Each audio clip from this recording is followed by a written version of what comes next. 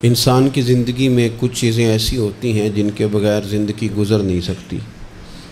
اتنی دیر تک جتنی دیر تک وہ چیز اس کے پاس موجود ہوتی ہے اسے نہ اس بات کا ادراک ہوتا ہے نہ احساس ہوتا ہے، لیکن جب وہ چیز اس کے پاس سے رخصت ہو جاتی ہے، اس کے پاس کسی وجہ سے خدا نہ خواستہ وہ چیز موجود اور محفوظ نہیں رہتی، پھر اسے احساس ہوتا ہے کہ ایک بہت بڑی نعمت تھی میرے پاس، وہ مجھ سے چلی گئی۔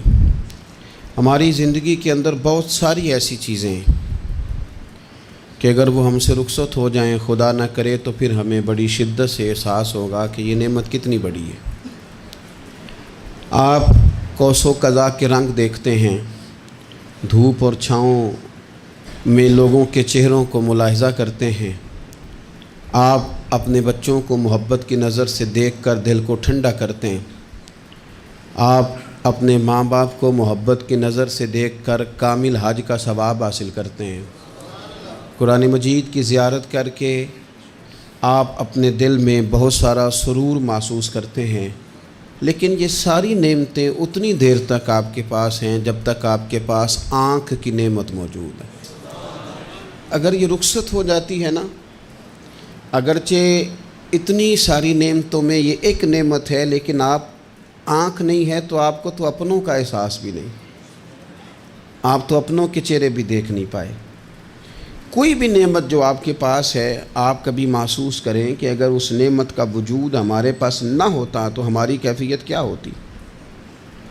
یہ سانس ہے، ہم دو دفعہ سانس کا استعمال کرتے ہیں، ایک دفعہ اندر جاتی ہے اور ایک دفعہ باہر آتی ہے۔ اگر اندر نہ جائے تو بھی مسئلہ ہے، چلی گئی ہے لوٹ کر باہر نہ آئے تو بھی بہت بڑی مشکل ہے۔ تو اس کا اندر اور باہر جانا یہ زندگی کا احساس ہے۔ اگر کبھی سانس اکھڑنے لگے اور آپ کے سینے میں آپ کی سانس اٹکنے لگے تو ایک بہت بڑی تشویش ہے، ایک بہت بڑی آکسیجن ہے، پوری طرح سے انسان کو قید کر دیا جاتا ہے، اور وہ کہتا ہے کہ میرا تو سارا وجود سلامت ہے، ہاتھ کام کر رہے ہیں، پیر کام کر رہے ہیں، آنکھیں کام کر رہی ہیں، زبان کام کر رہی ہے، سب کچھ ٹھیک ہے، صرف سانس اکھڑ گئی ہے۔ تو انسان محسوس کرتا ہے کہ یہ ساری چیزیں سلامت ہونے کے باوجود میرے کسی کام کی نہیں۔ آپ کے پاس جتنی بھی نعمتیں ہیں ان کو اگر آپ شمار کریں تو کبھی آپ کہیں گے کہ ساری نعمتوں میں آنکھ زیادہ ضروری ہے، کبھی کہیں گے کان زیادہ ضروری ہے، کبھی کہیں گے زبان زیادہ ضروری ہے، کبھی کہیں گے دل زیادہ ضروری ہے، کبھی کہیں گے روح زیادہ ضروری ہے، لیکن میں آپ سے عرض کروں ان ساری چیزوں کے بغیر گزارا ہو سکتا ہے، رسول کائنات کی غلامی کے بغیر گزارا نہیں ہوتا۔ کیوں؟ اس لیے کہ اگر حضور کی شفقت نہ ہو، نبی پاک علیہ السلام کی رحمت نہ ہو، وہ ابن القیم نے ایک جگہ پہ کہا تھا کہ یہ حضور نے ہمیں انسان بنایا ہے، یہ نبی پاک علیہ السلام نے انسانیت کے اسباق پڑھائے ہیں، اخلاقی رویے کیا ہوتے ہیں حضور نے بتلائے ہیں، اگر حضور کا کرم نہ ہوتا تو انسان ایک دوسرے کو کاٹ کے کھاتا۔ یہ حضور نے بتلایا ہے کہ تم نے کس طرح زندگی کو گزارنا ہے۔ محبوب کریم علیہ السلام کا وجود نور ایک ایسی چیز ہے کہ اگر وہ کائنات سے معاذ اللہ سائڈ پہ کر دیا جائے تو اس کائنات کا قائم رہنا کسی صورت بھی ممکن ہے ہی نہیں۔ اسی لیے تو اقبال نے کہا تھا کہ ہو نہ یہ پھول تو بلبل کا ترنم بھی نہ ہو، چمن دہر میں کلیوں کا تبسم بھی نہ ہو نہ یہ ساقی تو پھر میں بھی نہ ہو، خم بھی نہ ہو، اور بزم توحید بھی دنیا میں نہ ہو، تم بھی نہ ہو۔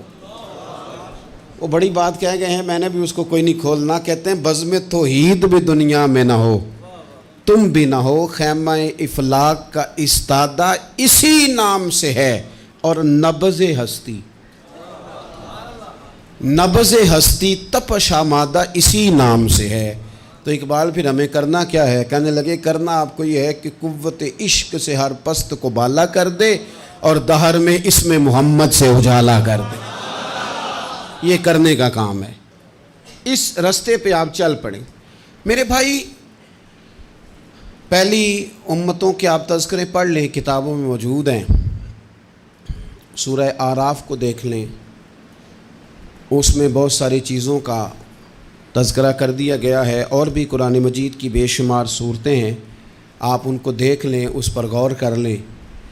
جب قومیں نہیں مانتی تھی، انکار کرتی تھیں، تو اللہ تبارک و تعالیٰ انہیں تباہ کر دیتا تھا۔ بات نہیں مانی، ختم ہو گئی۔ ایک مقصد ہے نا جس کے لیے کسی چیز کو بنایا گیا، تو مقصد تخلیق انسانیت کیا ہے کہ وما خلقت الجن والانس الا لیعبدون، جنوں اور انسانوں کو اللہ نے اپنی عبادت کے لیے پیدا کیا، اور ان کو جب عبادت کی دعوت دی گئی، جب انہیں پیغام دیا گیا اللہ تعالیٰ کی توحید کا، انہوں نے نہیں مانا، تو جس مقصد کے لیے بنایا تھا جب اس طرف ہی نہیں آئے۔ یہ پنکھا لگایا جاتا نا ہوا کے لیے، تو اگر پنکھا ہوا نہ دے تو اس کا کوئی چھت پہ کام ہے؟ اس کو اتار کے تو آپ سکریب والے کے پاس بھیج دیں گے، بھئی ختم ہو گئی بات۔ تو مقصد جو تھا نا اللہ کی عبادت تھی، تو جب قومیں اللہ کی عبادت کی طرف نہیں آئیں تو اللہ نے انہیں تباہ کر دیا اور صفحہ ہستی سے مٹا دیا۔ اللہ تعالیٰ کے پیارے محبوب علیہ السلام نے کفار مکہ کو، قریش کو، عالم عرب کو، عالم انسانیت کو دعوت دی، وداعیا الی اللہ باذنہ وسراجا منیرا۔ اس منصب پر فائز ہو کر حضور نے دعوت دی۔ جب انہوں نے دعوت کا انکار کیا، حضور نے انہیں عذاب سے ڈرایا، اللہ کے عذاب سے، چونکہ حضور نذیر ہیں۔ انہوں نے یہ کہا کہ اگر آپ کہتے ہیں نا کہ ہم پر عذاب آئے گا تو پھر آپ وہ عذاب لے آئیں، ہم پہ آئے۔ جب کوئی آدمی منہ سے تباہی مانگے،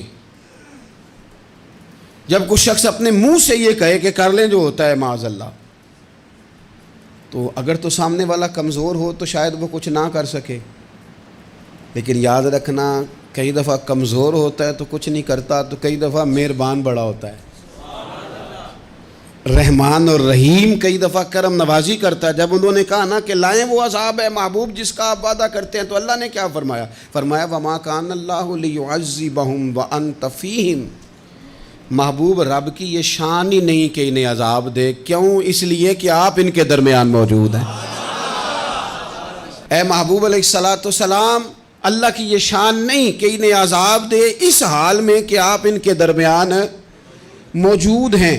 آپ میری بات کو سمجھیں گے، غور کریں گے کہ کافروں کے درمیان اگر حضور موجود ہوں تو عذاب نہیں آتا، تو قیامت میں جب حضور مومنوں کے بیچ موجود ہوں گے، مجھے کہہ لینے دو نا کہ اساں جہاں گناہیاں دا جدوں اعمال نامہ پھرول ہوئے، پھر ذرے ذرے نے سامنے آ جانا ہے، جو جو منہ تھی بولیا بول ہوئے، اساں بھی کول حضور دے بیٹھ رہنا ہے، لکھ عمل ترکڑی تول ہوئے، او دے کولوں بھی رب نے حساب لینا ہے جیڑا بیٹھا ہی محمد دے کول ہو صلی اللہ تعالی علیہ وسلم، او دے کولوں بھی رب نے حساب لینا ہے جیڑا بیٹھا ہی محمد دے کول ہوئے، جس کو کہتے ہیں قیامت حشر، جس کا نام ہے، جس کو کہتے ہیں قیامت حشر، جس کا نام ہے۔ تیرے دیوانوں کے لیے وہ دن تو جشن عام ہے، زیارت ہوگی نا حضور کی، تیرے دیوانوں کے لیے وہ دن تو جشن۔ اور ایک شاعر نے اور بات کھول دی، کہنے لگا ہر نظر کانپ اٹھے گی محشر کے دن، خوف سے ہر کلیجہ دہل جائے گا۔ اچھا جی پھر کیا ہوگا؟ ہر نظر کانپ اٹھے گی محشر کے دن، آنکھیں پھڑ پھڑائیں گی، کانپیں گی اور کلیجے پھٹیں گے۔ منظر ہی ایسا ہوگا، انسان اپنے پسینے میں ڈبکیاں کھا رہا ہے، حساب کا وقت آ گیا ہے اور سورج سوا نیزے پہ ہے، زمین دہک رہی ہے، تو کہنے لگے ہر نظر کانپ اٹھے گی محشر کے دن، خوف سے ہر کلیجہ دہل جائے گا، پھر اوڑھ کر کالی کملی وہ آ جائیں گے، پھر اوڑھ کر کالی کملی وہ آ جائیں گے، پھر اوڑھ کر کالی کملی وہ آ جائیں گے، ہر نظر کانپ اٹھے گی محشر کے دن، خوف سے ہر کلیجہ دہل جائے گا، پھر اوڑھ کر کالی کملی وہ آ جائیں گے، سارے محشر کا نقشہ بدل جائے گا۔ میرے عزیز، حضور کے بغیر گزارا، نبی کریم کے بغیر کوئی چارہ، ہمارا کوئی سہارا ہی نہیں حضور کے بغیر، ہم کدھر جائیں سوائے محبوب کے۔ اس لیے نا صحابہ اس بات پر مطلع ہو گئے تھے، وہ نا بڑی بڑی دھیمی دھیمی باتیں پوچھتے رہتے تھے، اطلاع مل گئی تھی نا کہ اصل کرنا کیا ہے، تو جو رازدار لوگ ہوتے ہیں نا وہ پھر دھیمے دھیمے راز کی باتیں کرتے ہیں، حضرت انس بن مالک حضور کے خادم تھے، اماں نے دے دیا تھا حضور کی بارگاہ میں، کہتے ہیں میں 10 سال مدینے میں حضور کی نوکری کرتا رہا، تو قریب سے دیکھا تھا نا سارا کچھ، بہت ساری احادیث ان سے مروی ہیں، بڑی چیزوں کو دیکھا تھا، تو ہم سیانے ہو گئے، باتیں سمجھ گئے، قریب رہنے والے لوگ تو قربان پچھانن والے ہیں، تو گل جان گئے گل کھول دے نہیں، تو قریب پہنچ گئے تھے نا، تو سمجھ آ گئی تھی بات کی۔ تو ترمذی میں موجود ہے، ایک دن حضور سے پوچھتے ہیں یا رسول اللہ قیامت والے دن آپ کو کہاں تلاش کروں؟ یعنی حضور علیہ السلام سے پوچھتے ہیں حضور میں نا قیامت والے دن، بھئی بات تو یہ نا کہ اعمال ٹھیک کیا جائے، معاملات پر توجہ دی جائے، عبادات کا خیال کیا جائے، جو ہمارے ذمے ڈیوٹیاں ہیں وہ پوری کی جائیں، تو وہ کہتے ہیں حضور وہ قیامت والے دن کہاں تلاش کروں؟ تو حضور نے بھی نہیں فرمایا کہ تو اعمال ٹھیک کر، مجھے ڈھونڈنے کی کیا ضرورت ہے، کہاں ڈھونڈوں؟ تو حضور فرمانے لگے مسکرا کے فرمانے لگے، چونکہ قربان پچھانن والے ہیں، تو اے گل جان گئے گل کھول دے نہیں۔ حضور علیہ السلام سے کہا یا رسول اللہ میں نہ قیامت والے دن کہاں تلاش کروں؟ تو حضور فرمانے لگے حوض کوثر پہ۔ یا رسول اللہ وہاں کیا ہوگا؟ تو فرمایا امت پیاسی آئے گی تو میں جام بھر بھر کے پلاؤں گا، میں جام بھر بھر کے پلاؤں گا، ایسا کہ تیری خیر تیرے میں کدے کی خیر، ایسی پلا کہ جس کا نشہ عمر بھر رہے۔ اور ایک نے کہا تھا کہ طیبہ سے منگائی جاتی ہے، سینوں میں رچائی جاتی ہے، توحید کی میں پیالوں سے نہیں نظروں سے پلائی جاتی ہے۔ حضور صلی اللہ علیہ وسلم نے فرمایا حوض کوثر پہ بھی جام پلائیں گے؟ سیانے بڑے تھے حضرت انس، اور بھلا ہمارا کر رہے تھے۔ یہ حضور سے پوچھ کے نا تو ہمیں ایڈریس بتا رہے ہیں، کیونکہ حدیث روایت کر دی نا تو ہمیں ایڈریس سمجھا دیے، پتے بتا دیے کہاں پہنچنا ہے، ساری جگہ سمجھا دی۔ چلیں جدید دور آ گیا ہے، انہوں نے لوکیشن بتا دی، کہاں کر کے نا کس جگہ جا کے سٹاپ کرنا ہے کام۔ یا رسول اللہ وہاں ملاقات نہ ہوئی تو حضور نے فرمایا پھر پل صراط پہ آنا۔ یا رسول اللہ وہاں کیا ہوگا؟ فرمایا امت گزر رہی ہوگی اور میں دعائیں مانگ رہا ہوں گا، رب سلم امتی رب سلم امتی، یا اللہ میری امت کو سلامتی سے گزار دے، تو وہاں آ جانا، میں دعائیں وہاں مل جاؤں گا، قربان جائیں۔ فاضل بریلوی بول پڑے، کہنے لگے خدا کی رضا چاہتے ہیں دو عالم، خدا چاہتا ہے رضائے محمد، اجابت کا جوڑا عنایت کا سہرا، دلہن بن کے نکلی دعائے محمد، اجابت نے جھک کر گلے سے لگایا بڑی ناز سے جب دعائے محمد، رضا اب پل سے وجد کرتے گزریے کہ ہے رب سلم دعائے محمد صلی اللہ علیہ وسلم۔ تو عرض کی یا رسول اللہ وہاں ملاقات نہ ہوئی تو؟ میں نے کہا وہ ہمیں لوکیشن سمجھا رہے تھے، انہیں تو پتا تھا پہلے ہی، ایک قربان پچھانن والے ہیں، تو ایک گل جان گئے گل کھول دے نہیں، تو وہاں نہ ملاقات ہوئی تو حضور نے فرمایا پھر میزان عمل پہ آنا۔ یا رسول اللہ وہاں کیا ہوگا؟ فرمایا امت کے عمل تول رہے ہوں گے اور میں ان کے لیے دعائیں کر رہا ہوں گا۔ میں نہیں جا سکا کبھی بچوں کے ساتھ پیپر دلوانے، استاد کو اجازت نہیں دیتے، کہتے ایک ایگزامینر اور آئے گا کوئی، جس نے پڑھایا ہو اسے اجازت نہیں کہ تو جا۔ ابا جی کو اجازت نہیں ہوتی کہ وہ ایگزامینیشن ہال میں جائے، وہاں تو کوئی اور لوگ آتے ہیں۔ یہ بھی عجیب سبق ہے نا کائنات کا کہ سارے تعلیم و تربیت کے اسباق بھی حضور پڑھائیں، رنگ بھی سارا حضور ہی بتائیں، اور قبر کے سوالات بھی سارے ہمیں حضور بتا دیں، اور جب پیپر ہونے لگے تو سرانے بھی کھڑے ہو جائیں، تو پھر کہہ لینا ایک دفعہ پھر کہ وہ دے کولوں کی رب نے حساب لینا، جیڑا بیٹھا ہی محمد دے کولوں، وہ دے کولوں کی رب نے حساب لینا۔ میرے عزیز ہمارا گزارا نہیں حضور کے بغیر۔ لوگ اصل میں نا ہمارا مسئلہ نہیں سمجھتے، ہمارا مسئلہ کچھ اور ہے۔ لوگ ہمیں نا بلا وجہ پریشان کرتے ہیں، کبھی جھنڈے سے، کبھی ڈنڈے سے، کبھی جھنڈی سے، کبھی کسی شے سے، کبھی کسی شے سے، کبھی کہتے ہیں وہ نعت اونچی پڑھ لی، کبھی کہتے ہیں سلام اونچا پڑھ لیا، کبھی کہتے ہیں وہ جھنڈیاں لگا دیں۔ میں نے کہا آپ کی بات بھی ٹھیک ہے، پر ہمارا مسئلہ تو سمجھو نا، ہمارا گزارا نہیں نا بھائی۔ جو کسے دا عاشق ہووے او گل اسے دی، 100 مکر بہانے کر کے میں پوچھے میاں صاحب نو مزار تے جا کے کہ مکر کرنے ٹھیک نے؟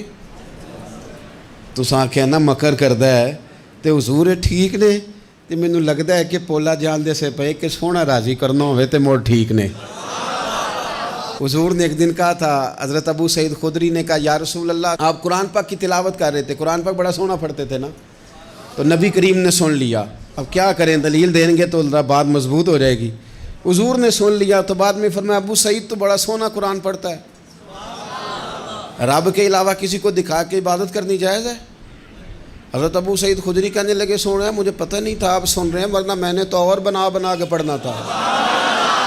اب تو مان جاؤ نا، جو کسے دا عاشق ہوے گل اسے دی کرد ہے، 100 مکر بہانے کر کے 100 مکر بہانے کر کے او دے ہی مرنے مرد ہے۔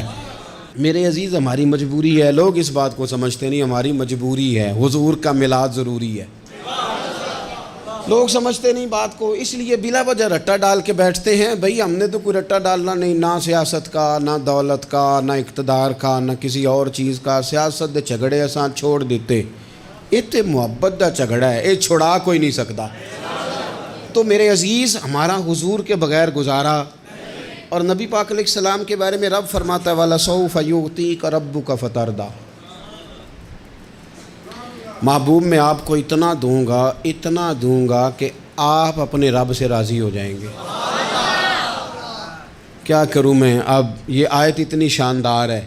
حضرت امام زین العابدین رضی اللہ تعالیٰ عنہ سے کسی بندے نے کہا قرآن پاک میں سب سے زیادہ امید والی آیت کون سی ہے؟